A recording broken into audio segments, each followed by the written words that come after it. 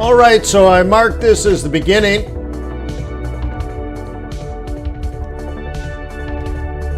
So welcome to Forex.Today,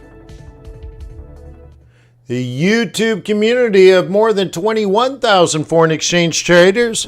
We gather here today to conduct technical and fundamental analysis with the overriding goal of planning our trades in advance. Now, why would we want to do something like that? Well, because trading and investing is risky, not appropriate for everyone. Your past performance, good or bad, is not necessarily indicative of future results. But please stay small, stay humble, focus on the long term, never risk money you cannot afford to lose. Good morning, my name is Wayne. Been trading for about 20 years in front of the public eye. A little bit longer on my own. I found out pretty early in my career that I wanted or needed to surround myself with like-minded people. So thank you for being in my life. This is important, and I hope you are gaining and learning and growing along with these live streams. Now, there is no cost to you to attend these YouTube live streams monetarily, but there is a cost. I'm going to need you to click the thumbs up button, and I'm going to need you to leave a comment on the recording. Now, apparently, I'm told this helps YouTube decide whether this is quality content or not. So anyways, if you could do that, I'd appreciate it. That would be great. Okay, for the sake of helping others, if people don't know about this live stream, then we can't help them or help each other. And that is what makes this community unique, is it's about growth, not about getting rich quick. Or at least that's the intent. Okay. Services that I recommend or are associated with me.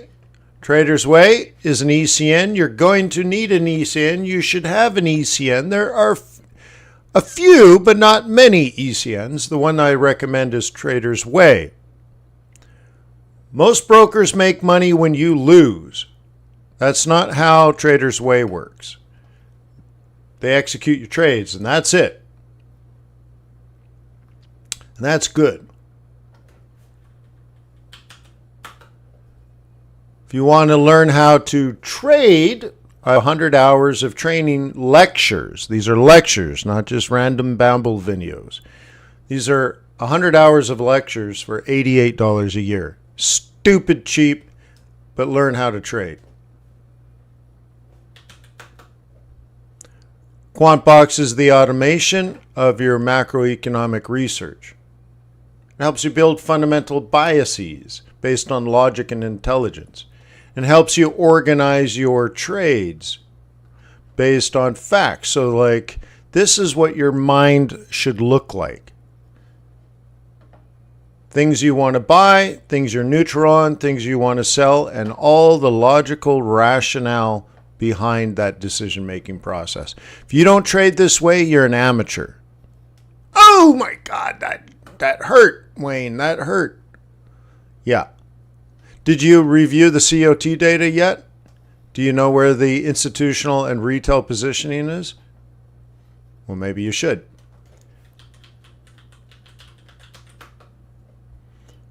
And then this is the service that automates the grunt work of your technical analysis. Are you watching 7,500 charts right now? No? All right, you're behind.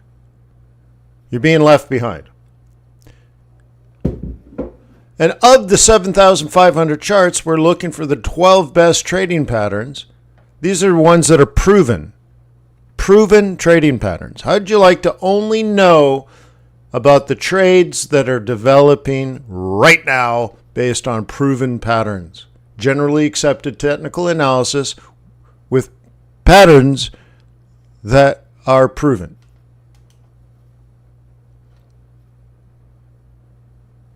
So this is what's going on in Forex right now. 12 minutes ago, up. 12 minutes ago, down. 12 minutes ago, up. 12 minutes ago, up. Okay, 42 minutes ago, down. Okay, this is happening. Why waste your time going through dozens and dozens of charts looking for something to do? You know that leads to failure. You've been down that road before, Neo.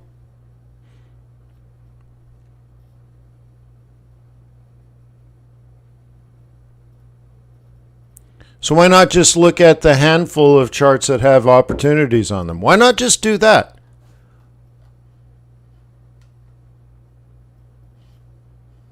Now, while we're here, I want to look at the sonar. And the next big news event is tomorrow at 8:30. Okay? Cool.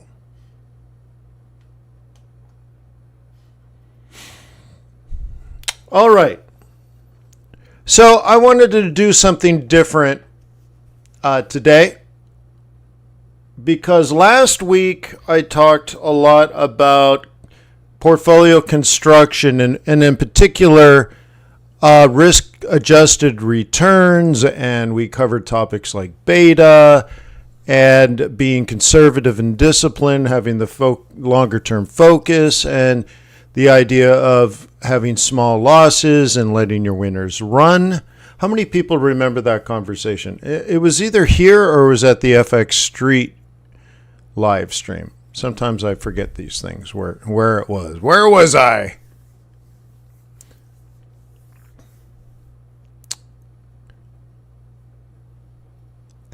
Also, I had a conversation with the day traders about 2 weeks ago where they need to be trading more.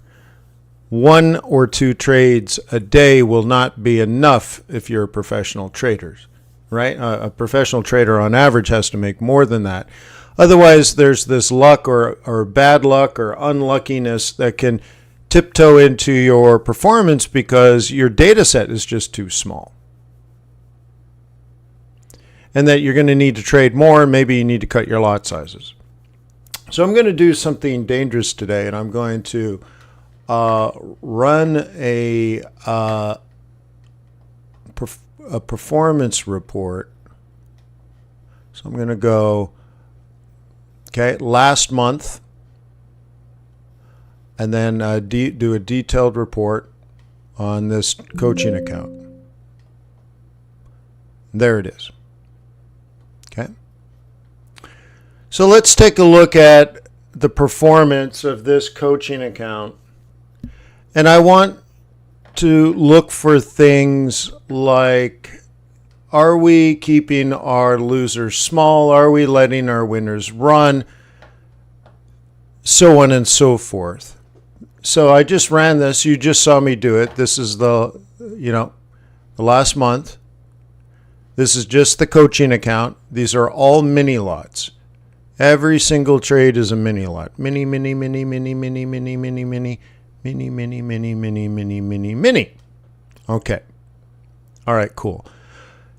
So we grew so far this month this account by over $3,000. And we're at 37. So we grew it from, 34,000. I think it was even less than that. We have to kind of look at some of this. But we grew it, from 33,500 to 37,000 this month. So what is that, a 12%? Okay. But that's not what I want to focus on. But I just want to show it was 27 trades. That's a lot more trades than I normally do on this coaching account. But going back to the day traders, I said, look, I'm going to challenge you. I want you to make a lot more trades. If you normally do 2, try to do 5. Okay, that kind of thing. But you got to get your numbers up. 10 trades a day times 20 days is 200 trades, right? If you're doing 5 trades a day, that's 100 trades a month. To me, that should be your bare minimum. Because once you get to like 100, you really have taken a lot of the luck factor out and you get a better bell curve. Bad luck and good luck can lead to things like fat tails and kurtosis, and these are statistical things that you don't want. So you want a good data set. Okay? What I want you to focus on, and this is how like a professional investor would go through this. Okay, so you've had a good month. So what? Who cares? Okay? But the thing that you're looking at here is look at the average. If you look at the average loss is 20 pips.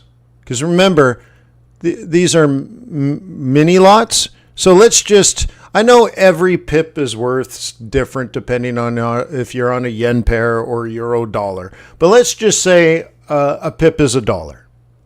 So you can look at this. My average loss was 20 pips. My average win was 400.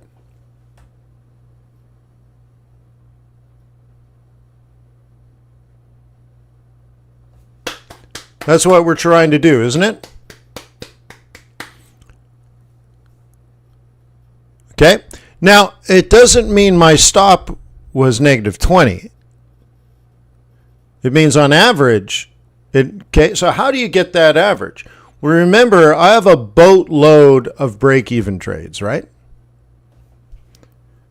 And for me, -3 is a break-even. So if my normal real loss is 50 or more, but I have a boatload of -3s in there, which is also a loss, then you can see what I'm doing is I'm lowering my average loss.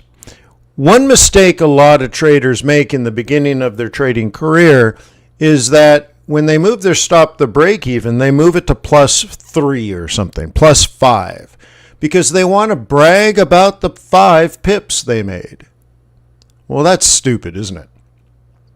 But they're also trying to get a high win ratio. And that's also a fool's errand. Nobody cares if you have a lot of winners that don't make any money.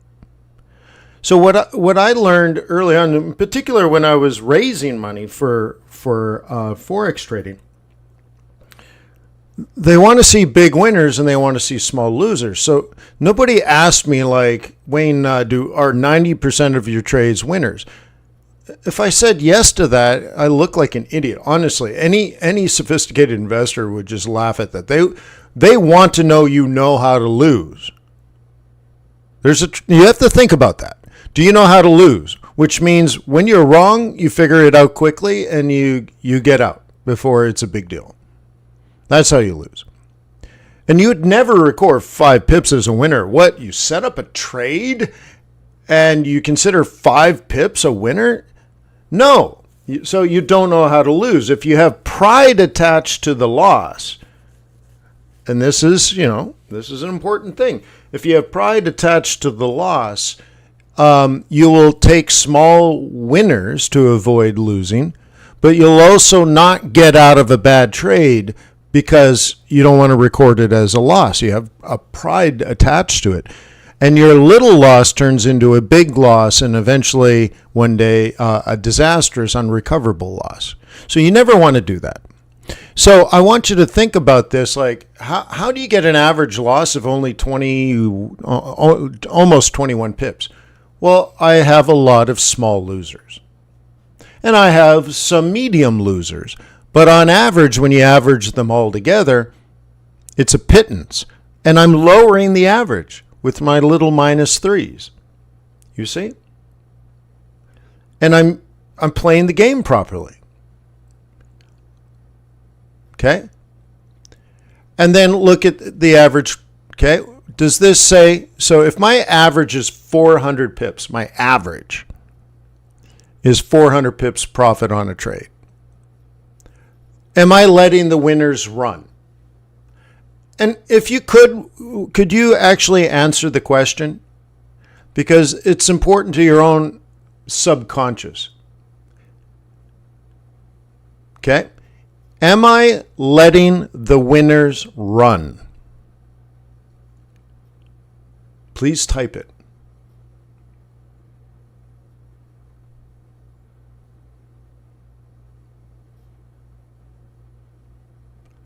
Grumpy Cat's worried about the spread. Really? Okay.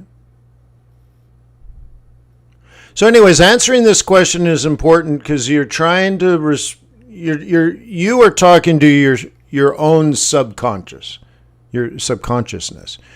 Okay? Your psyche. You need to talk to not just the intellectual, the emotional, but also not just the aware part of your brain, but the lurker part of your brain.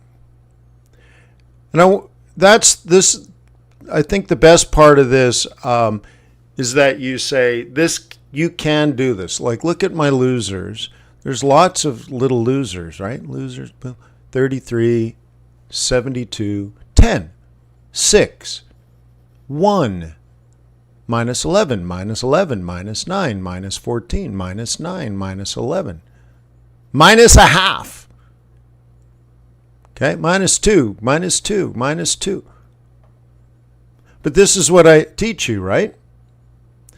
The first part is entering good technical trends in the direction of your bias. And after some period of time, remove the risk, but not go into +3, go to -3, go to -10. You can see some of these I've had opportunities to move and some I didn't. But the ones that worked, I let run. Okay?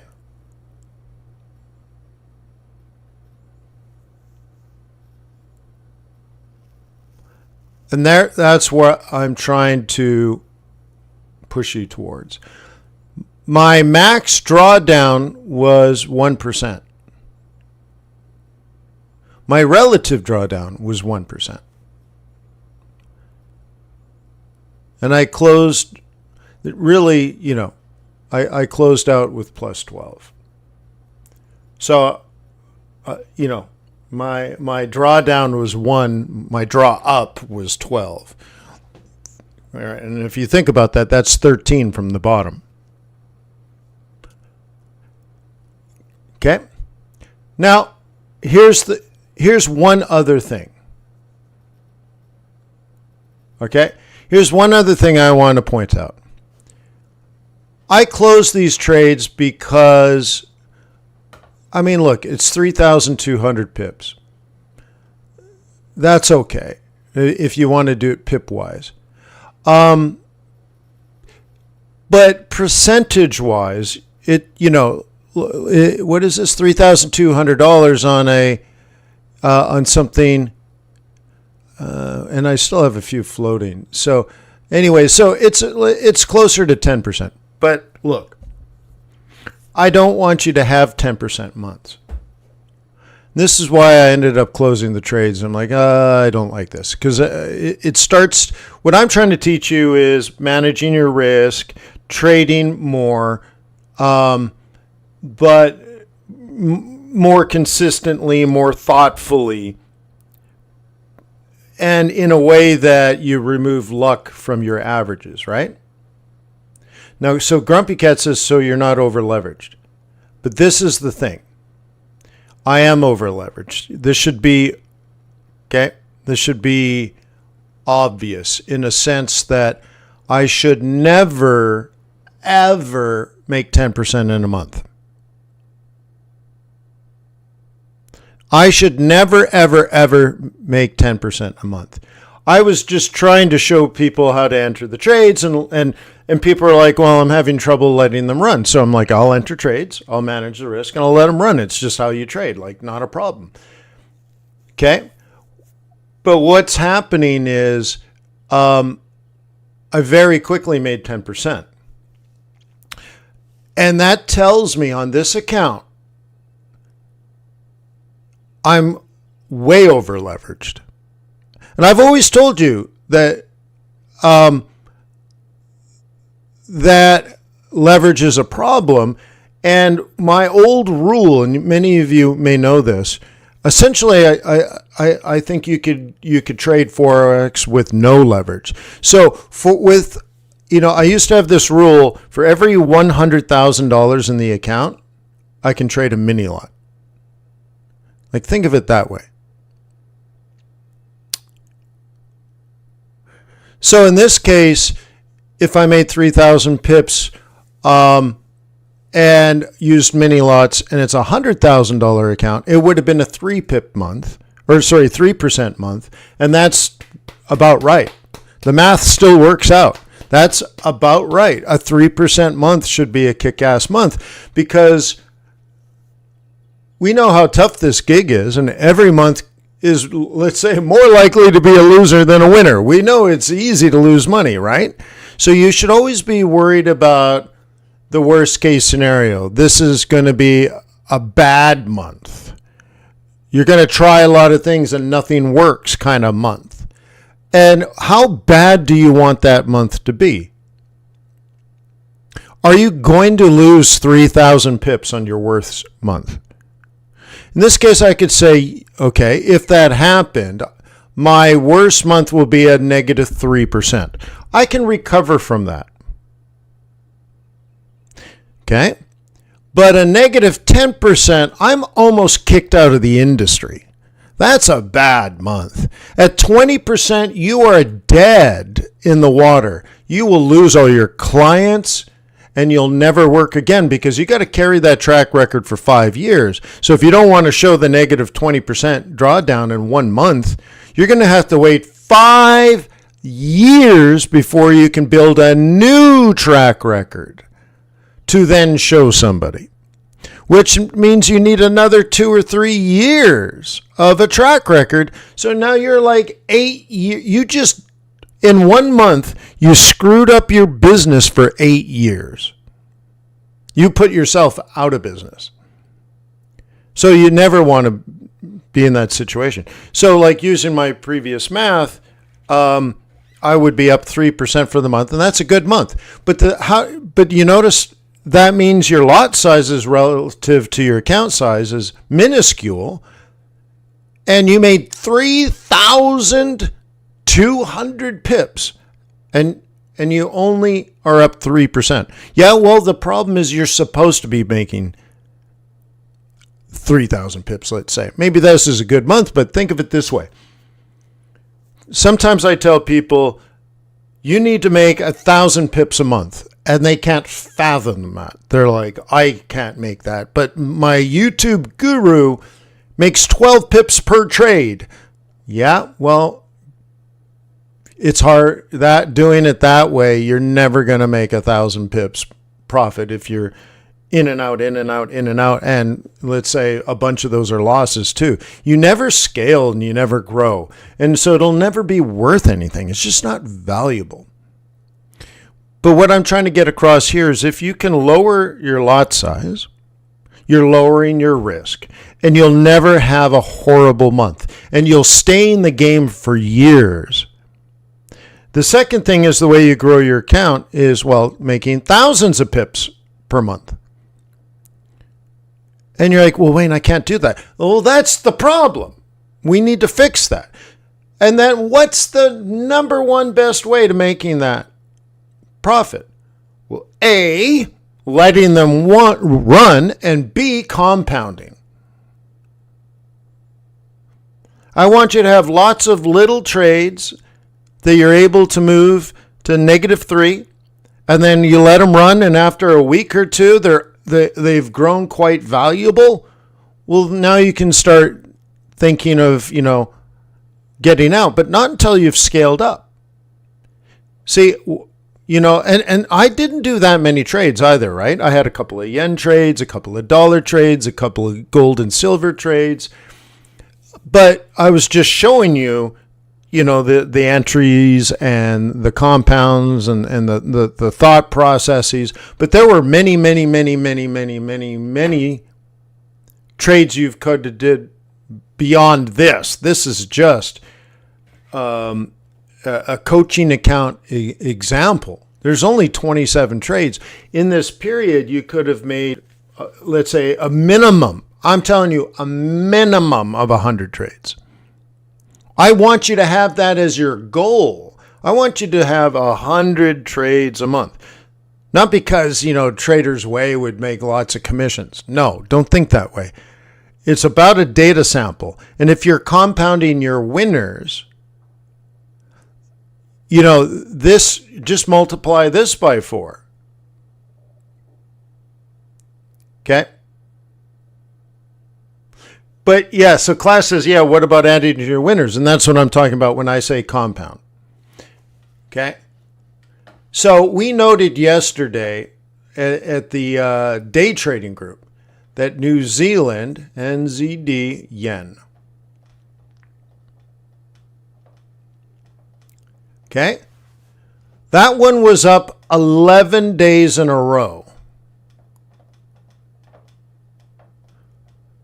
So at a bare minimum, you should be on, 11 trades.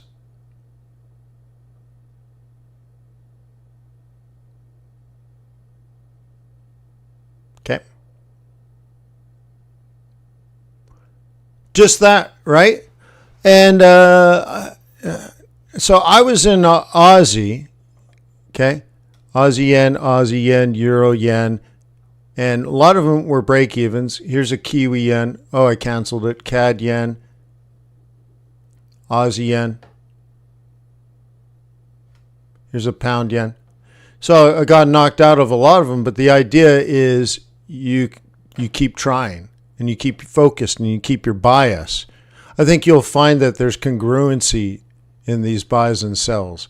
If you analyze them, it would make sense.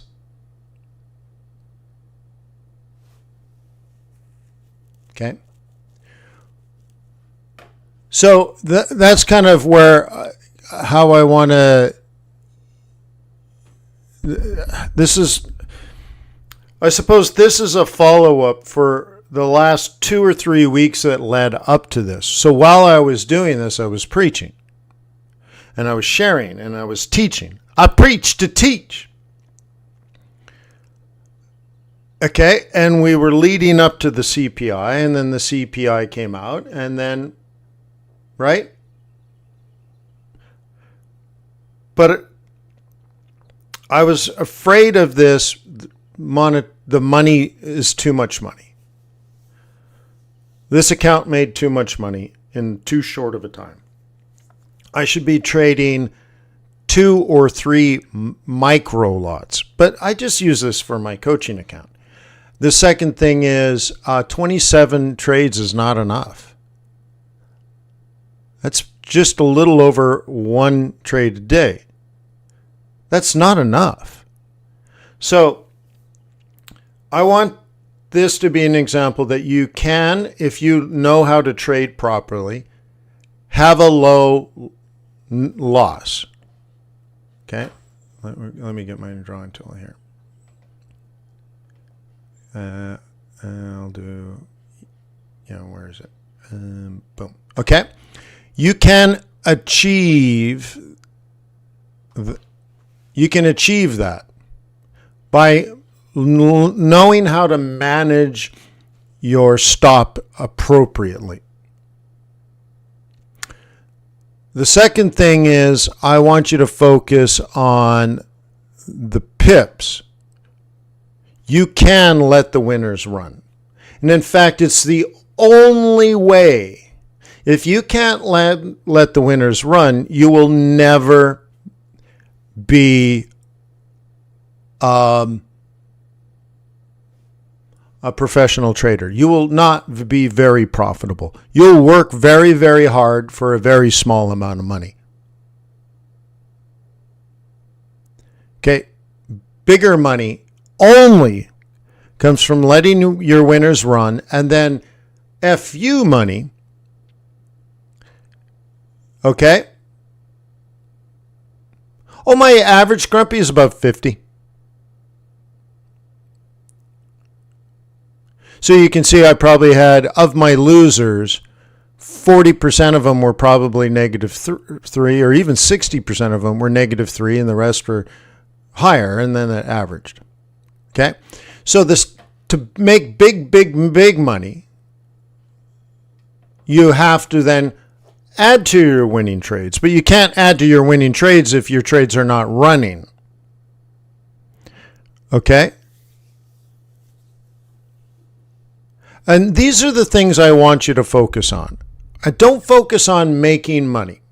Focus on your process and focus on the math. Focus on your data set. Like, how are you trading? Okay? Small winners, letting the winners run, compound winning, so you follow your bias. And as you grow your account, and I talk about this in my book, maybe in the beginning when you only have like 30 grand or whatever, you grow your account, but over time, you grow your lot size a lot slower than the account is growing. Okay? So let's say I stay trading minis, but I cannot go from one mini lot to two mini lots until I'm well over $100,000. Which means as I grow from 30 to 40 to 50 to 60 to 80 to 100 and I keep it one mini lot, my risk per trade gets smaller and smaller and smaller over time. And that's what I recommend in my book almost 15 years ago, right? So classifies as, unfortunately, letting your winners run is what 95% of traders fail to do. It's also what YouTube gurus don't teach, probably because they don't know it themselves. Right? So you get this false profit. I mean, maybe they're good at what they do, but it's a failed business model.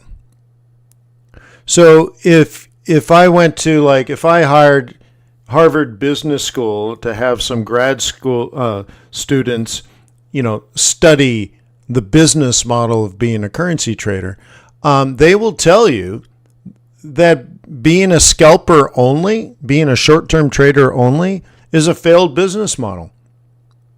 It doesn't scale, and if you can't scale, you won't get big. So all it is you can make money, and it'll be a full-time job all day, every day. You'll spend 10 to 12 hours a day at your chart, and you might do better than minimum wage, right? Who knows? I mean, again, what happens is you realize you're not making any serious money, so you increase your lot size, which, not only leads to failure, but leads to stress and depression and all that kind of stuff. And we know that putting in bigger trades is what ends up killing the 95% that can't let them run. I'd rather teach you to have small trades and teach you how to let them run, like have a fundamental bias, look at the long-term technicals, right? And focus on swing. And maybe you'll have a chance because you have a business model that is logical. Was this helpful?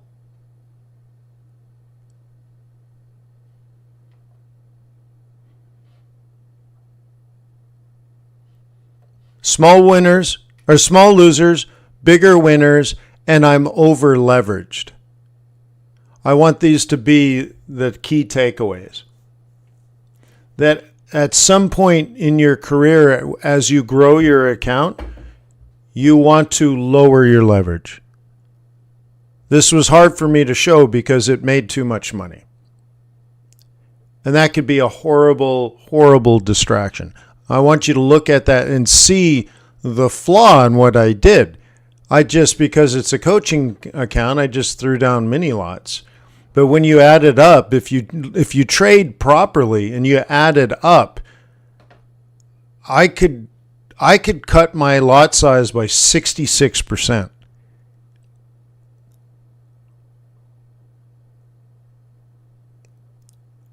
Okay? And I want you to realize that because at some point, I want you to build a track record like this. Okay? And to take it even further, you can see I didn't even get serious until about this part of the month. And I made that 10%, not even in a month. I did it in a week. And that's stupid. That's stupid. A 10% week is stupid. And I want you to think that way too. It was hard for me to show that because that is so bad. For a 10% week is stupid. So please learn from my mistakes. So you guys are still risk on. Cool.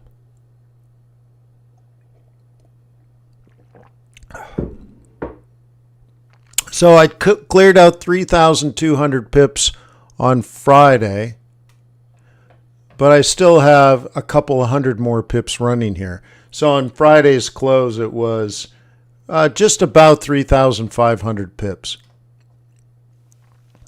Yeah. Okay. One other thing I suppose you could take away, I've asked you if you've ever had a 10,000 pip month.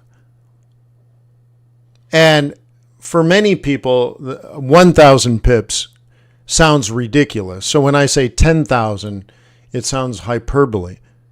But the vast majority of those 3,000 pips were made last week. And I barely compounded. I only did it on 3 dozen trades, not 2 dozen trades.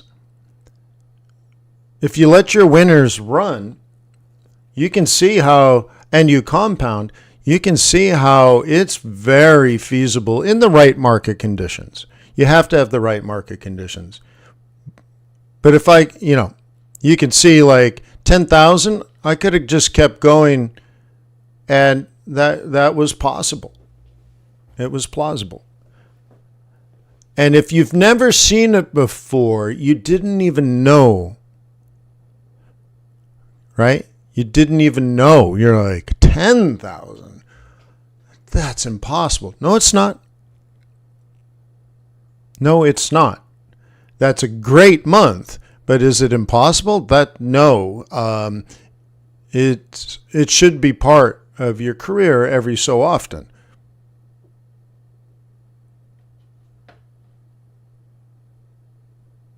And that's what we mean by compounded.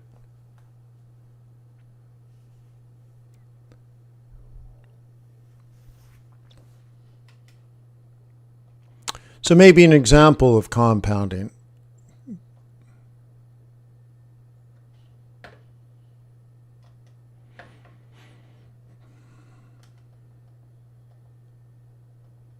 Okay.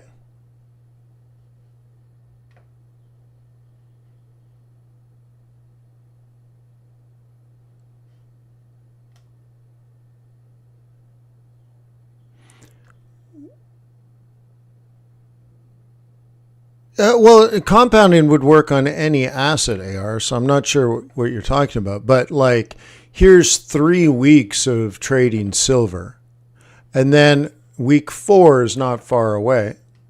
Are these weeks or days? No, those are weeks.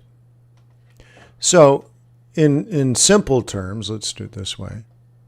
Okay. This is a trade. This is a trade. This is a trade.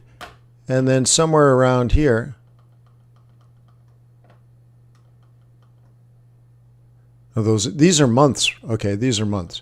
Somewhere around this price is a trade.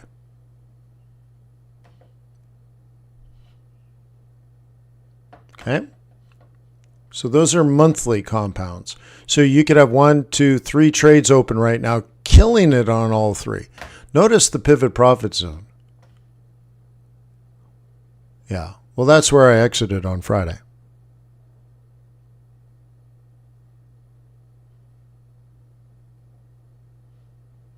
Well, the best hedge, Grumpy Cat, is to take profit on the most recent trade and then re-enter here.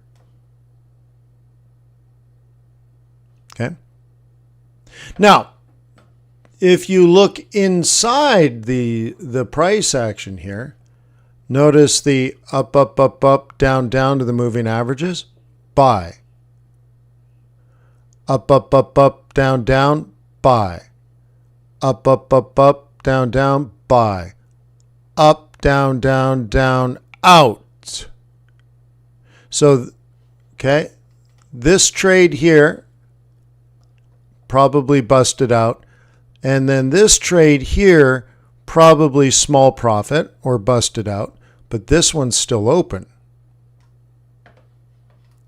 And the thing is, what most people do is it fails and then you walk away and you don't look at it again. Then it consolidates. Then it does a breakout pullback strategy. Meanwhile, you bought this one because that's just a monthly swing. So now so now you have the 1, the 2 is still open, 3 and 4 busted out break even. Then you got the 3, so now you've 3, right?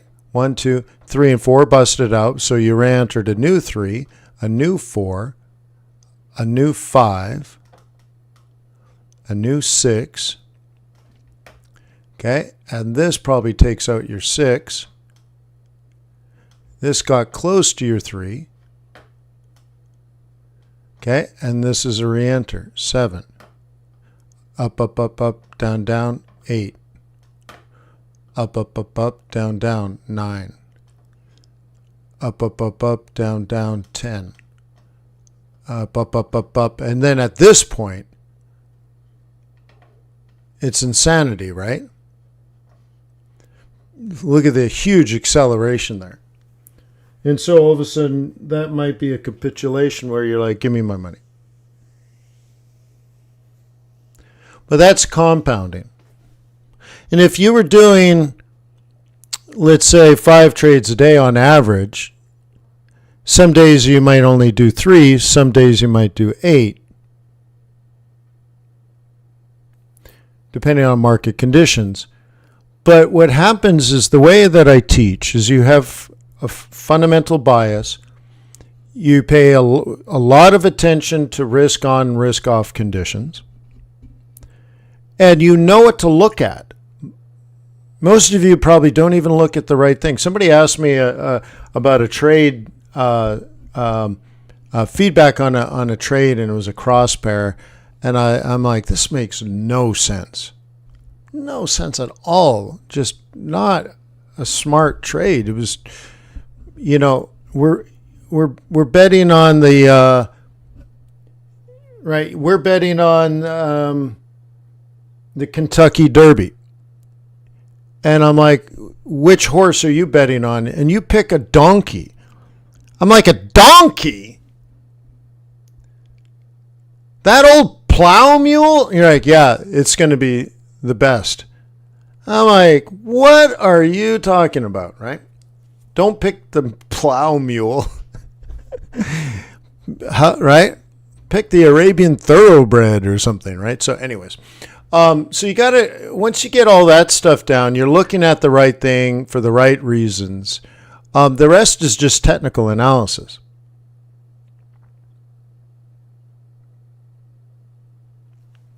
Okay.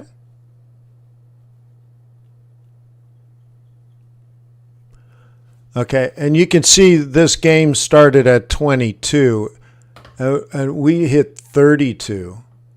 And 30 was a big number, massive.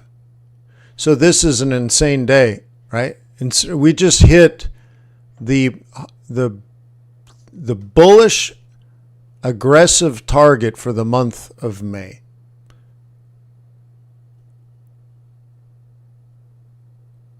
Yeah, I love oil, platinum, gold. We don't do wheat.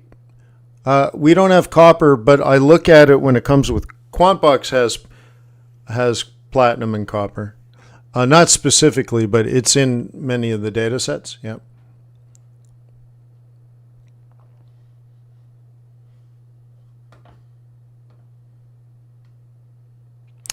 The big ones are gold and oil.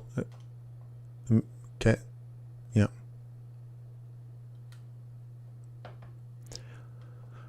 Okay, so I'm a bull on oil, and I marked all this up on Friday at the FX Street. Okay.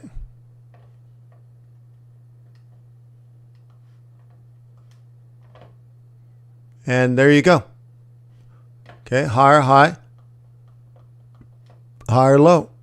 It's a standard breakout strategy, just standard.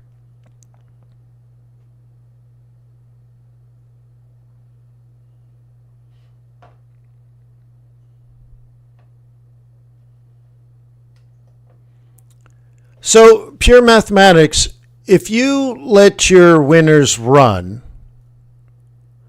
things like the spread and the swap are trivial rounding errors. Okay? It's a concern when your winners are tiny, and then you got to account for swap and spread. It eats 30-40% of your profits because you're not making any real money. This is why in some cases some trading styles just don't make any sense. But if you let your winners run, it's okay. It's a cost of doing business. It's like, if you're going to start a restaurant, you're going to have to spend money on tables and chairs. It's not the cool part of owning a restaurant. You're like, no, I want 3 fryers. And you're like, well, why don't you have 1 fryer and spend the rest of the money on tables and chairs? Right? Like, it's just something you got to do. But you have to let your winners run.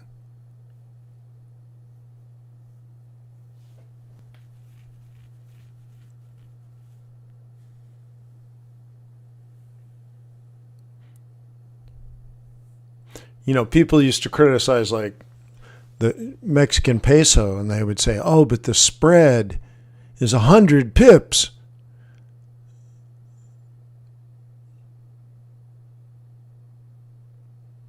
Yeah, and of course, I could very easily break that down to make them look silly. All right, so anyways, new higher high on the S&P 500.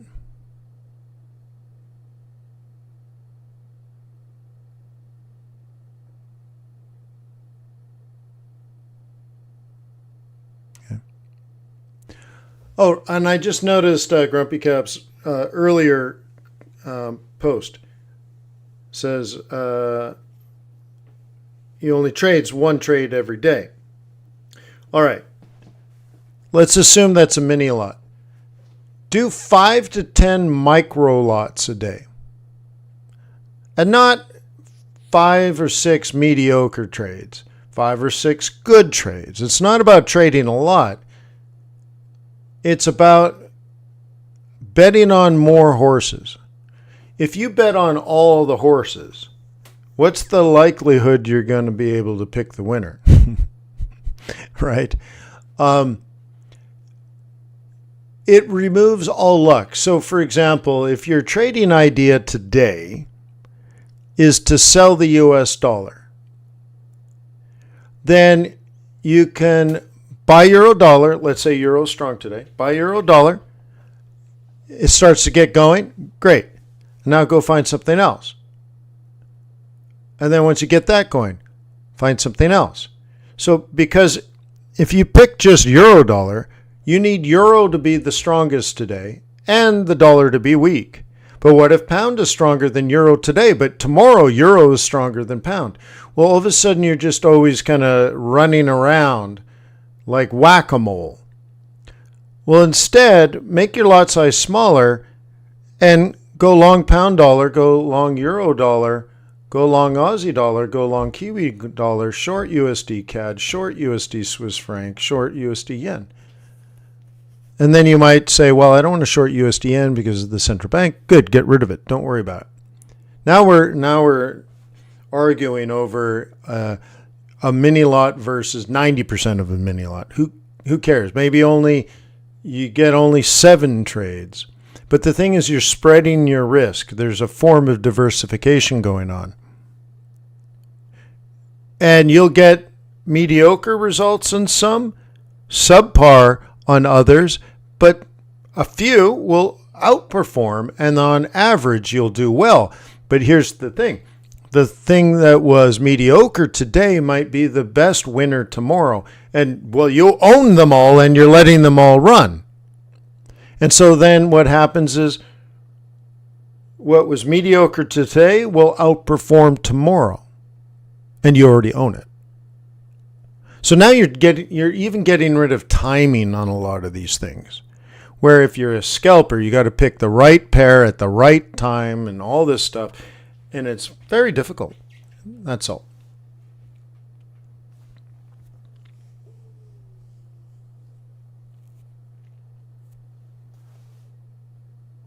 Okay.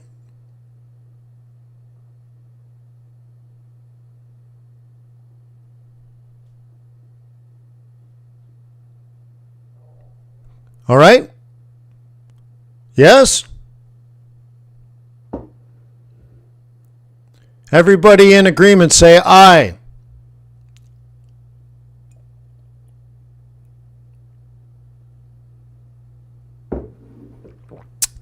Classify, you don't have to do any of that. I haven't changed my settings in 20 years. There's no need. Okay. Classify, in a sense, trading is easy, in a sense. You do your fundamental research, you analyze the markets, and you decide risk on or risk off. If you're risk on, sell the dollar pairs, bro. Do you have to fine-tune your moving averages? No one gives a crap about the moving averages. Now, yes, they are useful tools.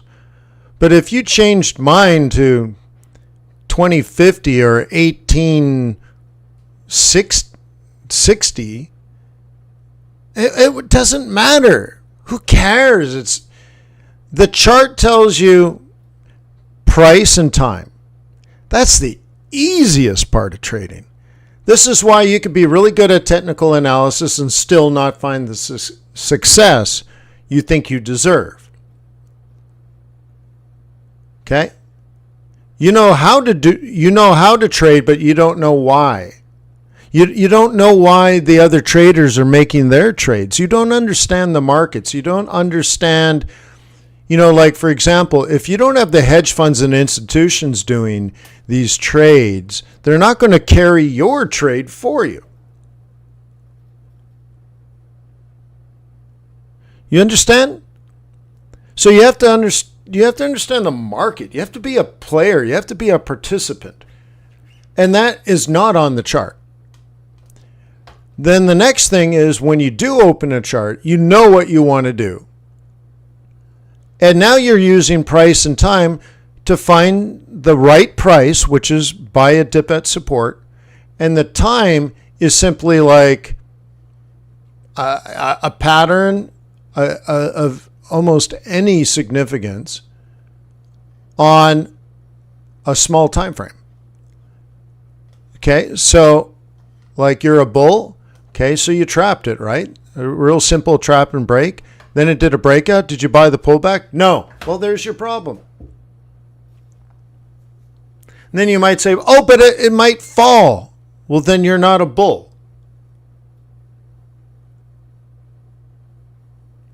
Oh, I thought you were a bull. Well, I don't know what I want to be. Well, there you go. That's the problem. I just uncovered it. Okay? But you have to know a lot to get to that point where you knew to pull the trigger there.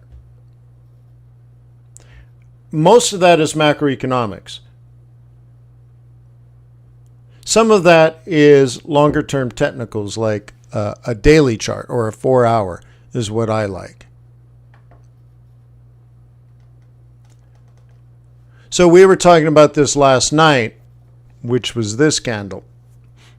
And somebody said to the effect like it might fall. It looks like a double top on an hourly chart or something, right? And I'm like, well, if you go out on the daily, it's riding the 5 EMA. Like, what is it that you don't like? Yes, it might fall. Use a stop loss. We're riding the freaking 5 on the daily. I mean, it's beauty. It's beautiful. Okay? But if you're wrong, well, that's why you have a stop. You can afford a minus 30, but you can't afford a minus 300, and that's the difference. Okay? Again, think of the trade history I just shared with you. It's like all the little small trades are fine. Now, my entries were probably a little more refined than the average amateur trader, but you'll get there. But knowing up or down was 90% of the work. The rest is just technicals. Oh, I made a higher high, higher low. What's the problem? You bought a dip. Isn't that what we do? Okay? But you have to know that you're a buyer or a seller. And that's where amateurs tend to fail. They're trading pure price action on small time frames. And, well, the markets come and go. But like classifies, like, do you fine tune my moving averages and adjust them? No, not in 20 years.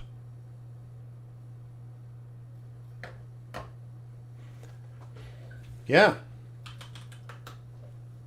So it's been a while. What if I said yes? At least every 20 years.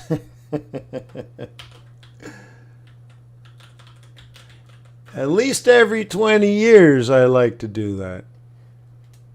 Right?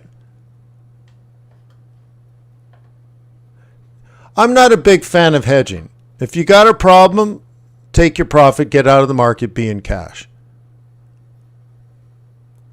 I wanted to show you.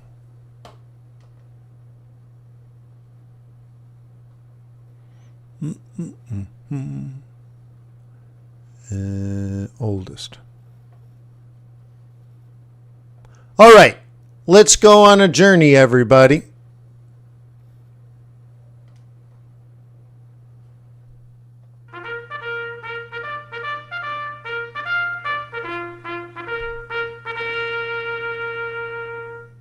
Hello, welcome to FX Bootcamp. Today is Monday, July 24th, 2006. This is your daily video technical briefing. On the left, you have the British pound. On the right, you have the Euro USD. At the opening of the US session. Okay, so check this out. 21.55, 200. I have a 5 EMA and an 8 SMA. My Stokes and MACD have the same settings, 21.55.8, 853.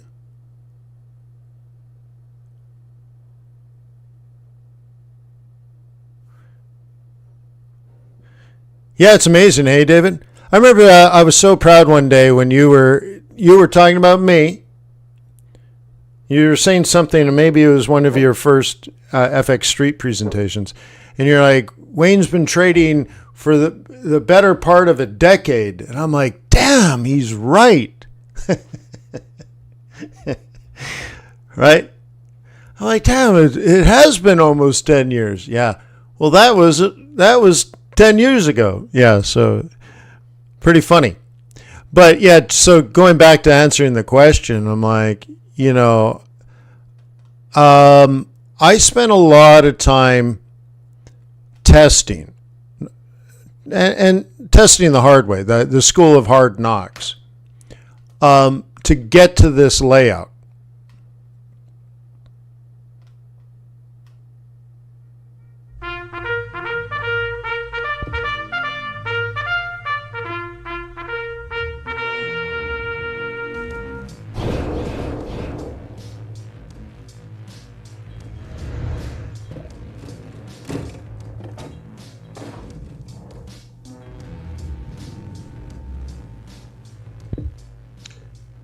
Today is Tuesday, December 30th, 2014.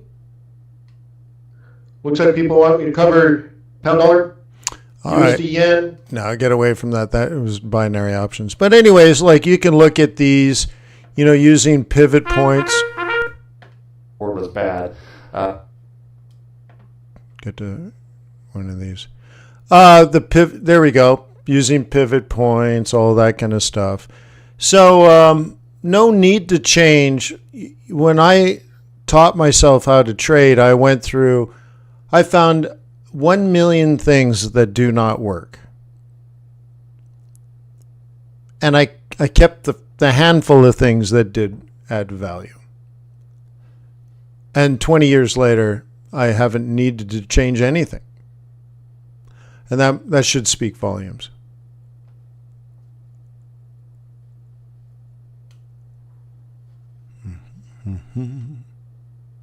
Cool, right? Not many people can say that. Okay? And back in 2006, 2007, when you typed in the word Forex on YouTube, FX Bootcamp was the first 12 pages with probably 20 videos on each page. I have no problem saying I was the first Forex guru to upload a video to YouTube. I have no problem saying that statement at all. So, we've been around that long, and it's good. Yeah, cool.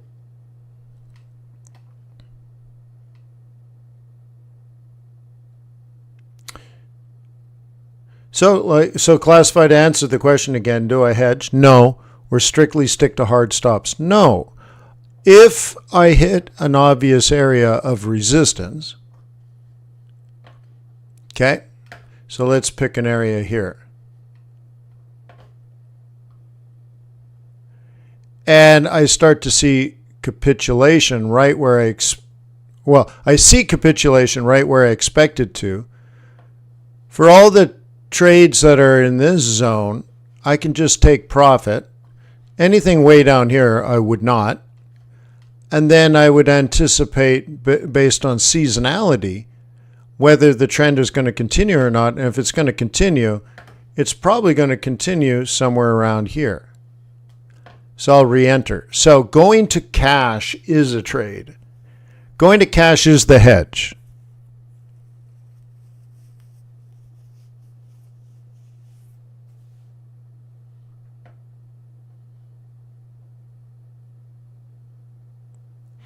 Yes, AR, it's basically following the structure. Yeah. But like, if you guys don't know seasonality, I mean, if you don't use pivot points, if you don't use seasonality, like, you're just not on the clue train. And therefore, like, there's just giant gaps in your trading, and you might be one of those traders and you know there's a gap, you just don't know what it is. And I'm like, do you use annual pivot points? No. Do you use monthly pivot points? No. Do you track seasonality? No. I'm like, you don't know anything about trading. Oh, you're really good at spotting a 2155 cross? Well, good for you. I have to wear glasses. You can spot it easier than me. You still don't know how to trade. And that's where you should be focused on learning what you don't know and filling those gaps. Okay? You're like, Wayne, how come I can only drive a golf ball 150 yards? I'm like, dude, you're using a 7-iron. Why don't you try this driver? Look at this driver. Try this. You have to swing a little more shallow. Right? And you bust out the big dog driver and you hit it and you're like, dude, I just hit it 250 yards. I'm like, well, yeah, you didn't know you were using the wrong club. But everybody else knows, right? So, like, when we do things like I did this at QuantBox this morning. Okay, very easy. So I went to seasonality, and oil was down today, right? Remember, it just jumped. Oil was down today, and I'm a bull. and we're near a psych level, and I'm like, well, should I be looking to buy this thing today? And I said, well, let's check the seasonality. Of course, I already know this, but I said, let's check the seasonality. So you pull up oil, and I'm like, all right, we're here, and we're supposed to be here by July, and you're not interested in buying it.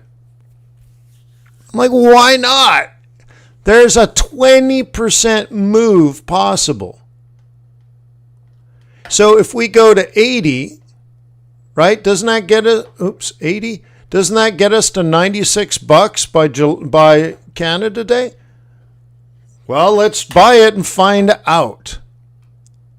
But very often you don't know the seasonality, so you don't know if you can let the winter run, or you finally try it to let your winners run, but they're at the wrong time.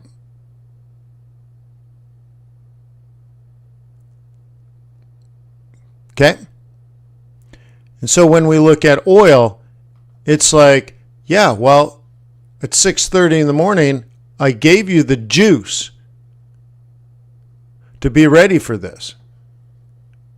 It's down. Sweet. Let's buy it at 80 and take it to 96. All you had to do was be at QuantBox at 7 o'clock in the morning.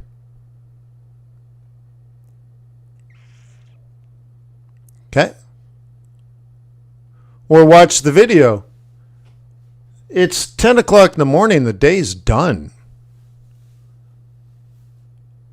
Okay?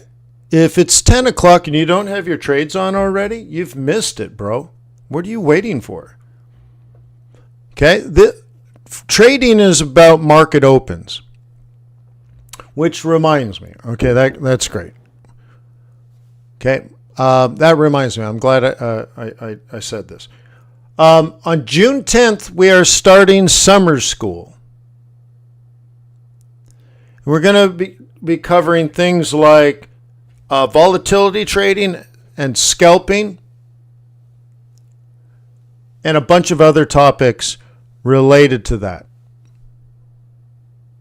I'm going to put together the syllabus and the little website and the little button for you to buy it, but I want you to clear your schedule. And there's going to be like simulation for trading the 1 minute chart. There's two problems we've identified recently. Some people just can't let their winners run. So let's fix that. Done. The second one is some people are having trouble pulling the trigger. So let's pull the trigger 1,000 times. You're scared of hitting a golf ball? Let's hit 10,000 golf balls. We'll hit a bucket of balls every single day, all summer, until you've hit 10,000 golf balls, and you no longer have a fear. You know what to focus on, and because of this, you've identified your strengths and weaknesses. And by the time the good trading comes back in the fall, you will be refined, you will be strong, you will be confident, and you can't wait to test out your new skills. Okay? Because in the summer, it can be dull. So we will focus on getting you ready, but it's a level of confidence to enter your trades and let your winners run. So lots of short-term stuff for your entries.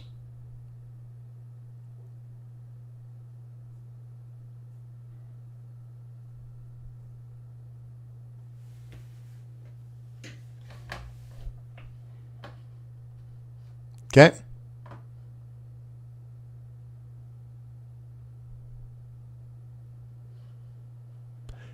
Yeah, 3-1 on oil. Sure, that's about right. I usually do $1, $3. So that's about right. But the other thing I try to do is $1, and then if if we make a higher high, for example, okay, oh, come on now. Okay, like if we get above here, so if you get it above this level, and that's your 3 to 1. My next one will be 1 to 10. Grumpy Cat, I haven't decided. It's probably going to be 6 hours or 6 weeks long. There'll be probably 2, maybe 3 lectures a week. We're going to cover multiple topics under the same umbrella. So what would be appropriate for, like, I'm going to guess 24 hours of hardcore training? What would be an appropriate number? Anyone want to throw out a number? Sometimes I've charged 500, sometimes I've charged 250. I don't think I did one last year. I think I was just busy.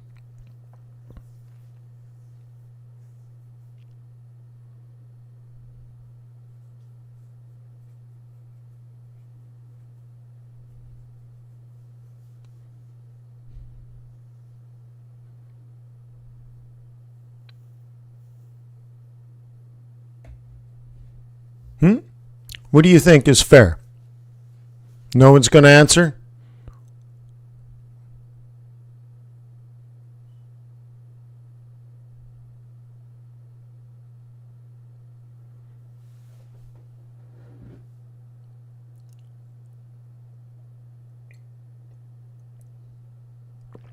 By the way, while you answer that, let me share some exciting news. At investorbootcamp.com, so let me pull that up. Oops.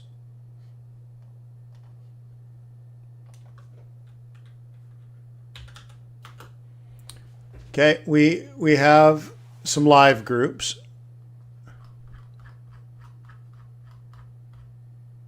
Okay. The swing trading group meets Tuesdays and Thursdays. Okay.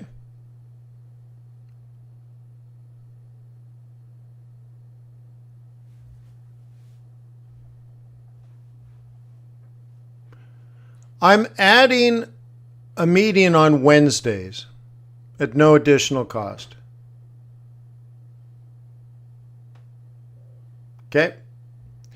So for now, you're $99 a month. There's live coaching Tuesdays focused on fundamentals.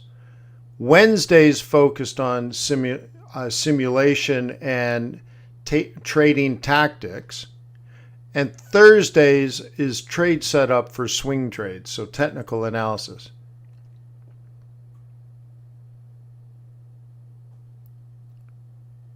Okay. And you get more value, and I'm not changing the price. I'm just simply adding it. Okay.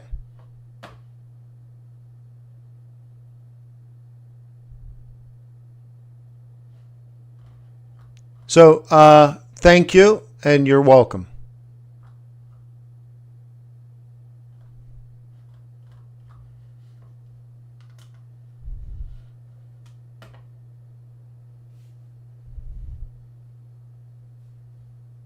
Superstar. Yeah. Cool. So I'll have to try to send out an email about that. But summer school. I mean, how come you guys don't answer? How come how come 90% of you didn't answer? You feel, is it self-incrimination? So I see 200, 200, 250 to 500, 50.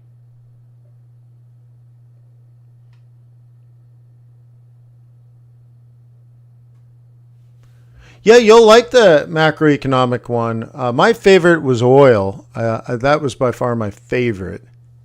Macroeconomics is good, though. There's definitely some Harvard in there.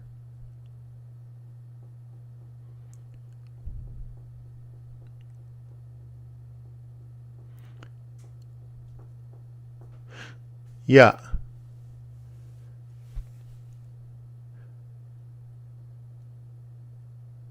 So there's some are saying 88, some are 50. Realize that this is not a small amount of work for the staff. A lot of work goes in it. So like when I put together a slide deck, it usually costs me $1,000, sometimes a lot more, because I have PhDs do it under my guidance and tutelage.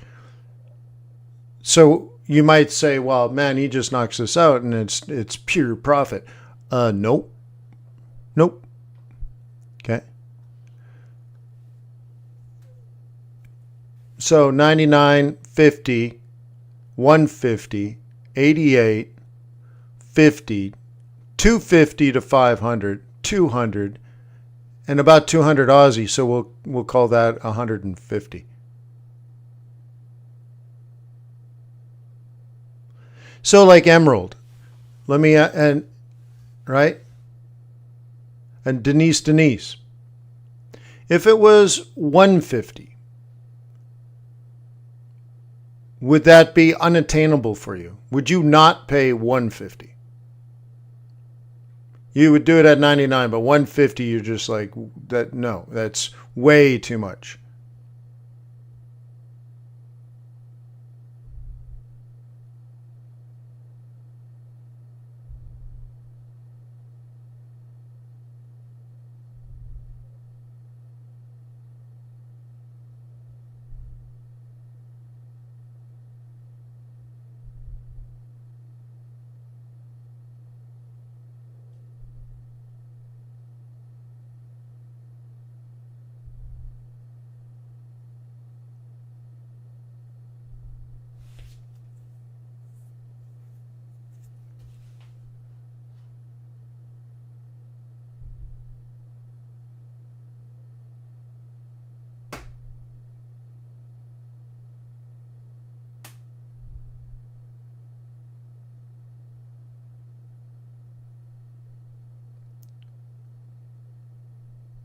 Hello? Did I lose you?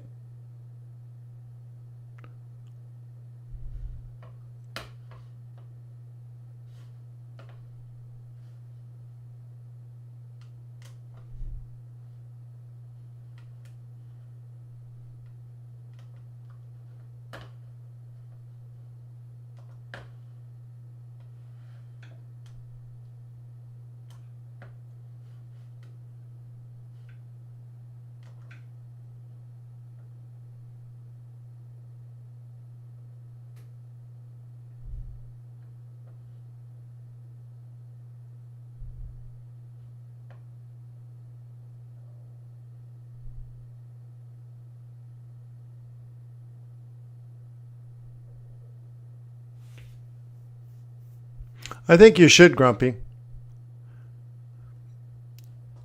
Yeah. My vision is that there will be a quant box inside of TRADARS. My vision is that there will be a prop fund inside of TRADARS. My vision is that there will be performance coaching inside of TRADARS. I'd like TRADARS to be the Bloomberg terminal for retail traders of Forex and futures products. Maybe even options. What if you had a radar that found stock option plays for you? Where it says, hey, we're looking at Apple today, and there's 3 different option plays you could do on this, and here's all the charts for it. You can strangle, straddle, this, that, and the other thing. Here's the risk profile. Here's the payoff. Here's the max loss. Imagine you had that. And volatility analysis. Like, what if it was a Bloomberg terminal? Wouldn't it be cool if you could even trade on it?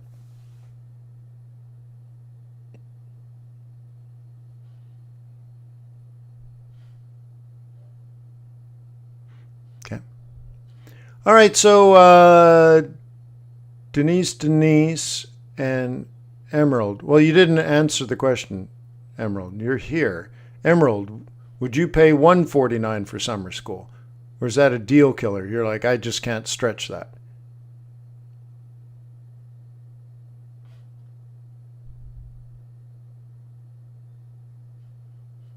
What do I think of gold? I just drew a trade plan while I was talking.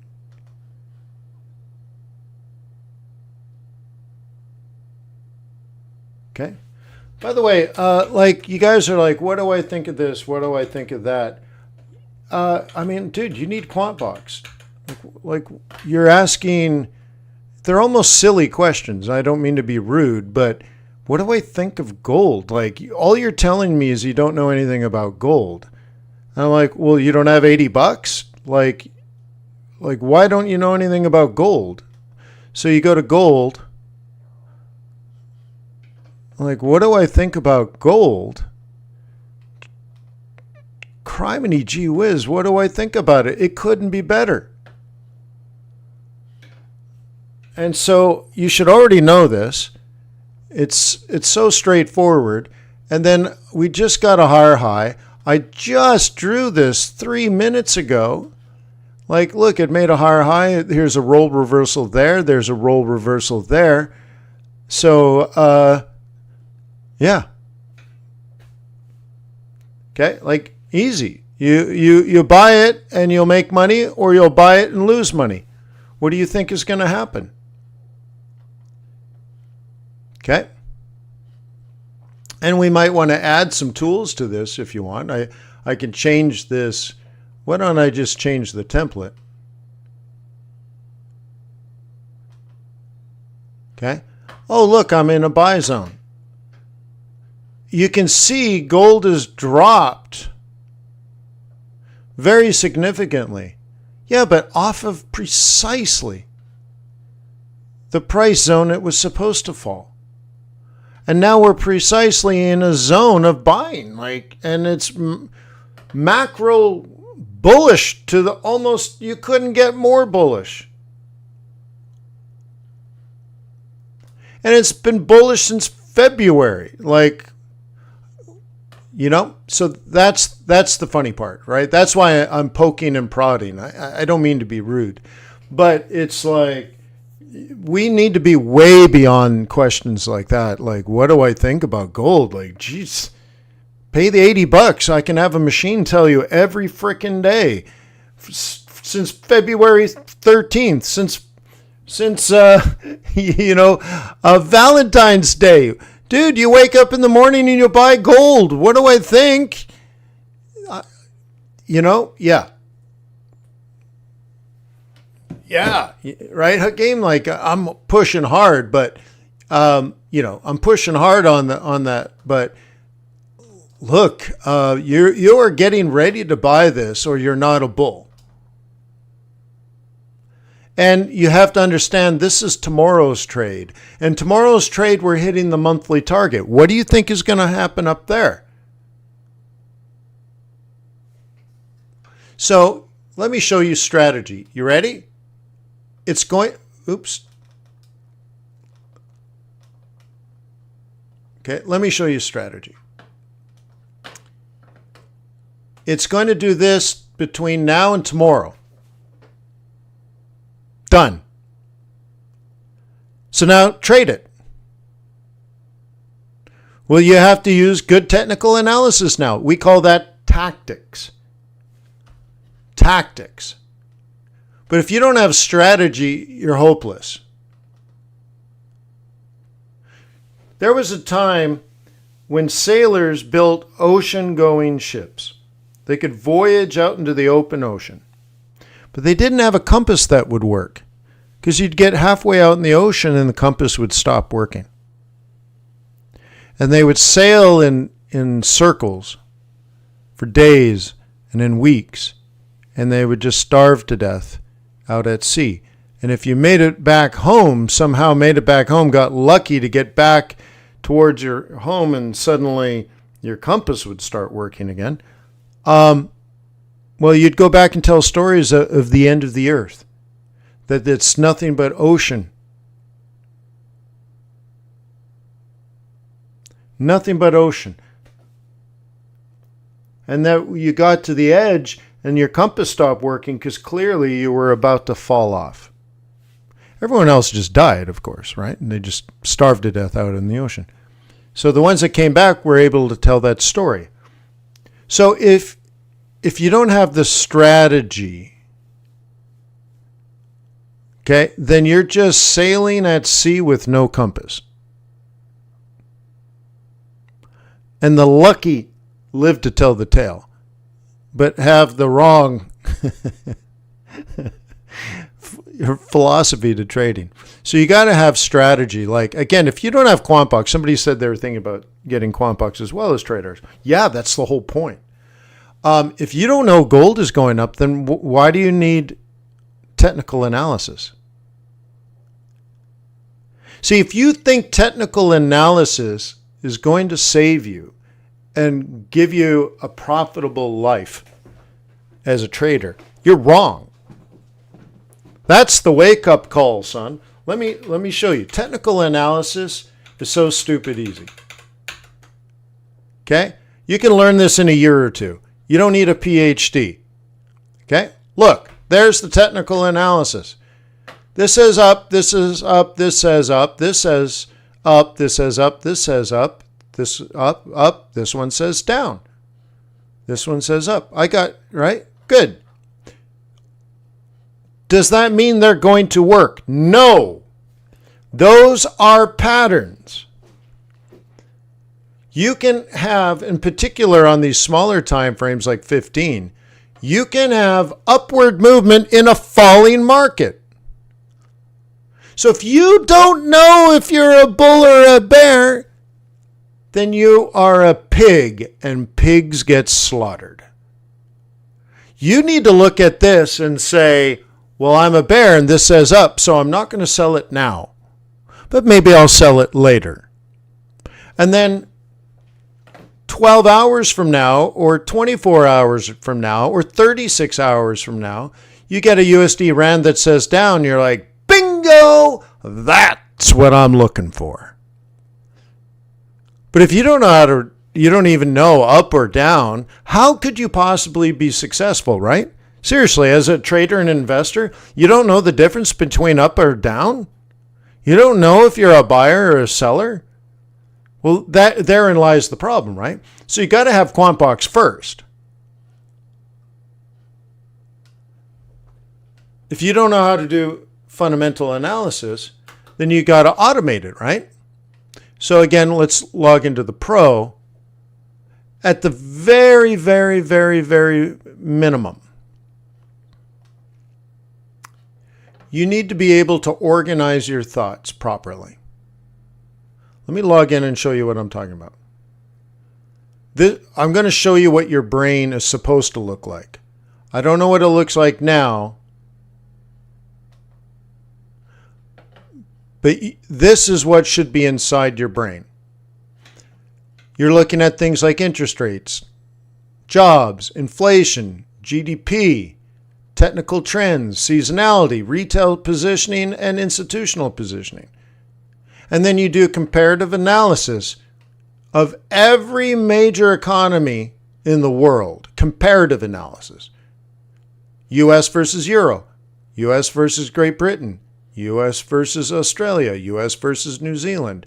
Okay, very, very simple stuff. Comparative analysis of macroeconomic data, and you put it together in a logical, systematic fashion, and then you know the things you're bullish on. This is your watch list. And the things you're bearish on.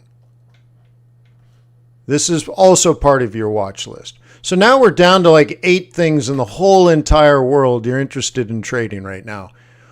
Many people have the problem of looking at everything. You're looking at everything. Well, you're going to find something, and the odds are you're going to find the wrong thing. It's a huge problem in your trading, probably. I don't know you, but if you're focused on on pound Aussie today or something, you're looking at the wrong thing. And you might actually find a trade. And you're going to look at it and go, I think it's an inverse head and shoulders pattern. Maybe it is. But you're the only person in the world that cares. So is it going to work? Maybe. But there's a high probability that it won't because nobody's trading it. Now, maybe we're moving from neutral to bullish, or we're moving from neutral to bearish. Maybe. And so you got kind of lucky in the transition. Maybe that's true. That's pretty advanced, though, to know that it's going to go from neutral to bullish or bearish before it has. That's pretty skilled. So luck, if you're newer, it's probably luck. So at the very least, you start with the 5 or 6 things you're interested in buying, the 5 or 6 things you're interested in selling, and now that's the only thing you care about. Now, QuantBox has to look at a lot of data to get to that point. But if you can't do that, there's an 80% chance that your trading is hopeless.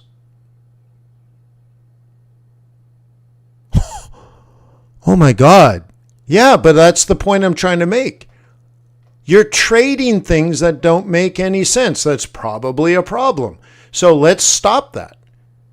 And if you're not an economist, well, I'm an economist. And I have a tool that automates that. I mean, if you trade mini lots, QuantBox is like one trade. It's $80 a month. It's not inaccessible. You need to know this, otherwise it's hopeless. But it won't make money for you. But you need to start making sense, right? And then you can go to technical analysis, which is just the next step. And you're like, oh, I want to buy euro dollar. Ooh, sweet. So this looks good to me. Gartley Fibonacci pattern identified today at 8 o'clock. This pattern is still in the process of forming. Possible bullish price movement toward the target level, going basically from 108.5 to 109.5-ish. Oh, well, why don't we go take a look at that? See the process now? Now you're only trading something that makes sense. You're a bull, logically. And then you go here. Well, let's do it on the dollar one. And you're like, I might be interested in buying this. So 3 hours ago, TRADARS was screaming at you to buy it here. Where were you? Cycling through your charts, trying to find something to do because you're bored. Dude, that's a bitch slap, huh? Sorry, I'm trying to get you emotional. I got to get you angry at yourself. Right? You had an analyst help you out with the fundamentals and show you to be a bull on this pair. And then you had an analyst put it right in your face. Oops. Right in your face.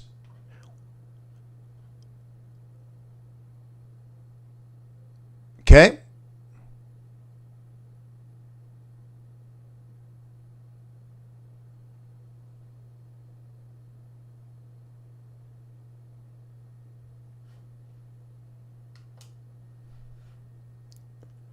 And that's the 4 hour, isn't it? Oh, yeah. Oh, kick it off that. Like, dude. Yeah. So anyways, yeah. You see the way you should be using this now? And then you have a coach, let's say every Wednesday, working with you on your entry techniques, building your confidence and pulling the trigger.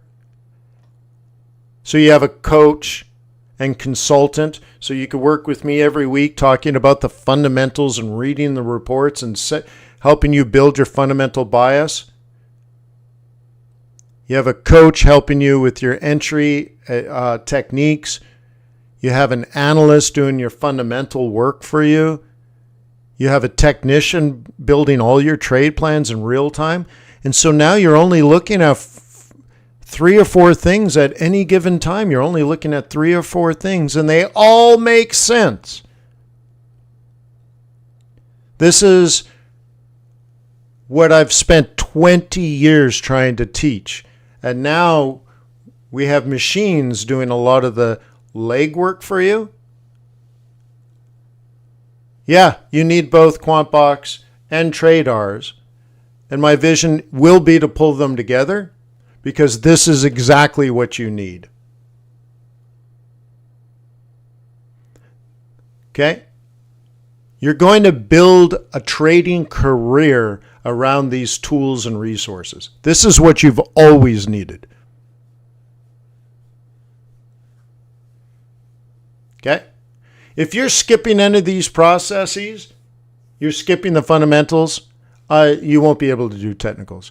If you're skipping the long-term charts and you only look at short-term charts, like once again, you're skipping a part of the process and it's not going to work.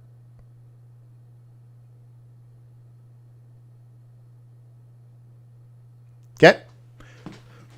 Bada bing, bada boom. It's beautiful, isn't it?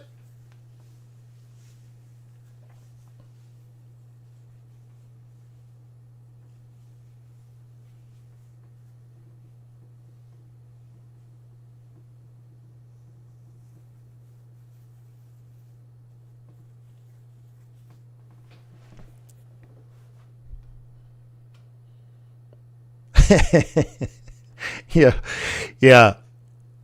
Sorry for the bitch slap, but yeah. Thanks for rolling with me, Prince. That's cool of you. Yeah. Well, I've taken up too much of your time. I apologize.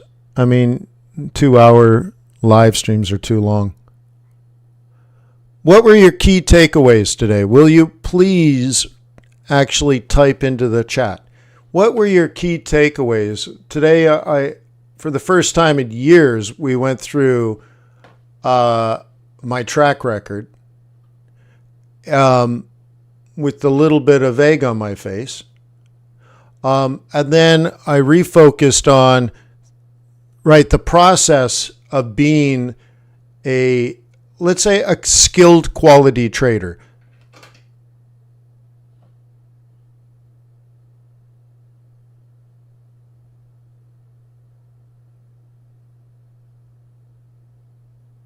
Define call, Andrew. What are you talking about? Call options?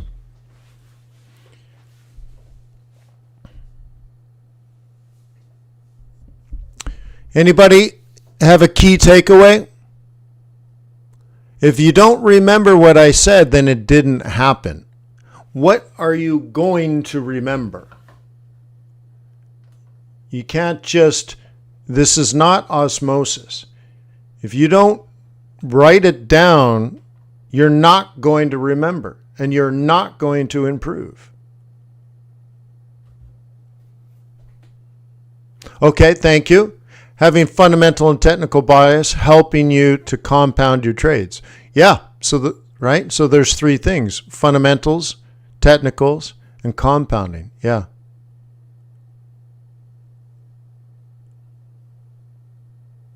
AR's like, hey, no egg on your face. Well, I was really worried. So I want you to look at it and say, he's right. That account is over leveraged. And I don't want you to be over leveraged. So as you grow your account from, let's say, $5,000 to $100,000, never increase your lot size. Weights like fundies are key. Yes.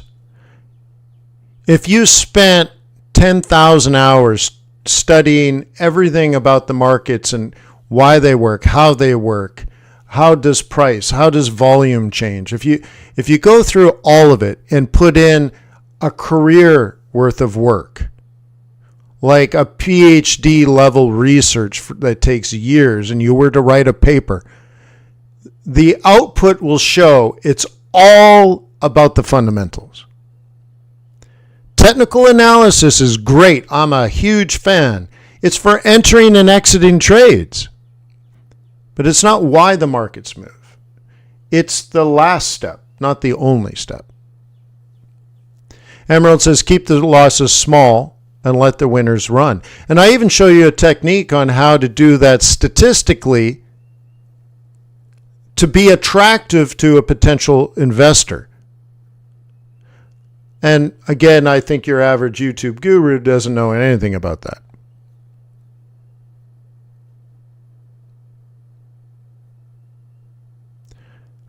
You know you're in the right place if 12% growth in a week is not good. It is not the message that I'm trying to teach. It's why I bailed. And I thought about it all weekend. Like it to me, it was very, very, very dangerous. So I hope I got my message across and it was received in the right way, where that would be a red flag. If somebody showed that to me, and I am a Forex investor, so I put money into Forex trading firms. Like if you came to me and say, I make 12% a week, I don't even want to look at your track record. I'm not interested. I would think you're stupid. Like you don't know what you're doing. Okay, you're making 12%. Great. I'm not interested. I pass. Hard pass. And you're like, oh, but if you look at this, sir, if you look at that, sir, pass. I don't even want to have the conversation. Right? Eskimo says, yeah, that's another key takeaway. Your account should grow faster than your lot size. And, when I studied this with the pro forma cash flow statement going out 5 years, I also found that not only do you want to focus on growing your account, the way to do it is to pay yourself once a year. Now, why would I want to do that? Obviously, living is difficult if you do it that way. But your account grows so much faster, because now compound interest, that if you can find a way to pay yourself once a year, you will make more money. So instead of let's say if you paid yourself monthly, $5,000, that's $60,000 at the end of the year. But if you paid yourself at just once, you might make $250,000 a year. It ends up being the same percentage, but the dollar amount is way more because you let it compound in your favor, and then at the end of the year you take out the small percentage, right? And it's more money. And I wouldn't have known unless I did all this mathematical work. So yes, you want your account to grow faster than your lot size, so that every trade becomes less and less risk, and you want to pay yourself as the least amount of times possible. So if December 31st or January 1st is great, because then you can skip a year on taxes. But you pay yourself once and you make significantly more money. And it's a paradox. There's lots of paradoxes in being a trader, but you won't know if you've never studied it, right? Mathematically.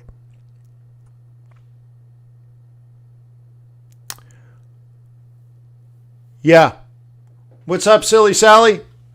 All right, well, I guess that's it. Would you please leave a comment on the recording? You have to wait about 1 minute. I'm going to end this video, and then you would refresh your page, and underneath the recording of the video, you'd leave a comment. Will you please do that for me? If you thought this was a good use of our time this morning, could I expect 25, 30, 40 of you to leave a comment.